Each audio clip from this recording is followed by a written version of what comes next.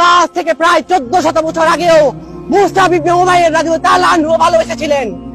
যেই ভালোবাসার প্রমাণ দিতে গিয়ে সম্ভ্রান্ত পরিবার, বিলাসবহুল জীবন, জাঁকজমকপূর্ণ পোশাক ছেড়ে এতটাই সাদামাটা জীবন বেছে নিয়েছিলেন যে শেষ বয়সে তিনি আর পরনের পোশাক ছাড়া আর কিছুই অবশিষ্ট ছিল না। ভালোবেসেছিলেন হানজালা রাদিয়াল্লাহু তাআলা আনহু, তিনি বাসর ঘরে স্ত্রীকে রেখে ছুটে গিয়েছিলেন আল্লাহর পথে এবং শহীদ হয়েছিলেন সেই ভালোবাসার প্রমাণ দিতে গিয়ে। ভালোবেসেছিল মেহেদি রাঙা হাতের সেই যুবতী নারীও, তিনি ছুটে গিয়েছিলেন জিহাদের ময়দানে নিজ শহীদ স্বামীর লাশ খোঁজার জন্য।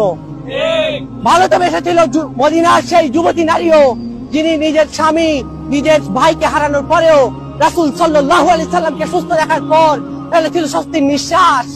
ভালোবেসেছিল আবু বকর রাদিয়াল্লাহু তাআলা আনহু, তিনি সাপের কামড় খাওয়ার পরেও তুই শব্দটুকু করেননি, ভালোবাসার রাসূল সাল্লাল্লাহু আলাইহি সাল্লামের ঘুম ভেঙে যেতে পারে ভেবে।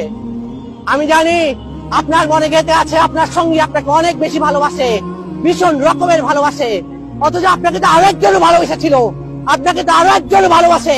সেই ভালোবাসার কথা আপনি দিব্যি ভুলে বসে আছেন।